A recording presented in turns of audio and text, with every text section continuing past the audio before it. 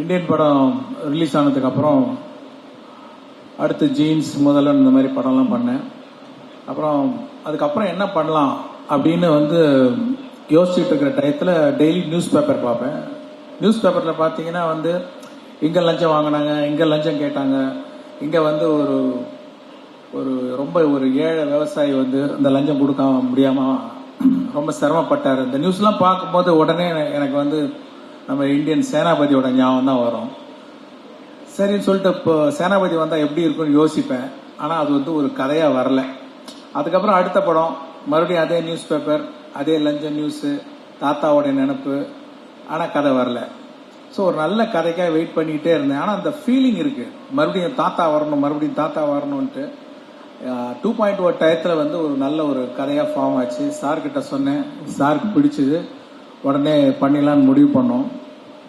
ஆக்சுவலாக இந்த பார்ட் 1ல இருக்கிற அந்த சேனாபதி கேரக்டரை எப்படி டிசைன் பண்ணோம்னா, சாருடைய photo, frontal photo, profile photo, அவங்க ஃபாதர் கமல் சாருடைய ஃபாதருடைய photo, frontal photo, profile photo, அவங்க பிரதர்ஸ் அவங்களுடைய ஃபோட்டோ, ஃப்ரண்டல், ப்ரொஃபைல், இது எல்லா ஃபோட்டோஸும் ஆர்ட் டைரக்டர் தோட்டா தரணி கிட்ட கொடுத்து அந்த கேரக்டர் எப்படி, எவ்வளோ கோவக்காரரு, அவர் மிலிட்ரியில் இருந்தவர், எல்லாம் எக்ஸ்பிளைன் பண்ண உடனே அதுக்கு தகுந்த மாதிரி ஒரு ஸ்கெட்ச் ஒன்று போட்டு கொடுத்தாரு. அதை பார்த்த உடனே எனக்கு ஒரு கூஸ் பம்ப்ஸ் வந்துச்சு. அந்த கேரக்டர் நீங்கள் பார்ட் 1ல பார்த்தீங்க. அதே 25 வருஷம் கழிச்சு நாங்கள் ஃபோட்டோ ஷூட் எடுக்கும்போது அவர் அந்த கெட்டப்பில் நிற்கும் போது சேம் கூஸ் பம்ப்ஸ், ஒரு மாதிரியான ஒரு ஃபீலிங் இருந்தது. அதை எப்படி எக்ஸ்பிளைன் பண்ணுறதுன்னு தெரியல.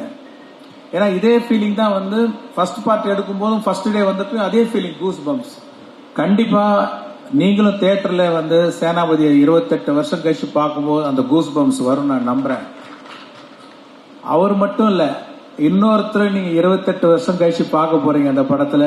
அவர் நம்ம நெடுமுடி வேணு சார்.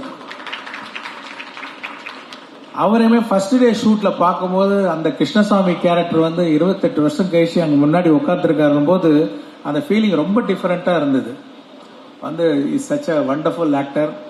இன்னைக்கு நம்மளோட இல்லைனாலும் அந்த படத்துல இருக்காரு. அந்த படத்தினால அவர் எப்பவுமே இருப்பார். அவர்கிட்ட ரொம்ப பிடிச்ச விஷயம் என்னன்னா, அவ்வளவு டெடிகேட்டட் ஆக்டர்.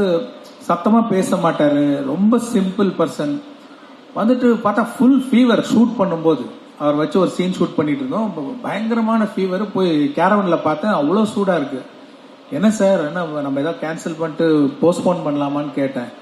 இல்ல இந்த சீன் பண்ற போது ஒரு டேஸ்ட் இருக்கே, அந்த டேஸ்டுக்கு முன்னாடி இந்த ஃபீவர்லாம் ஒண்ணுமே இல்லை அப்படின்னு சொல்லிட்டு நடிச்சாரு. Such a great artist.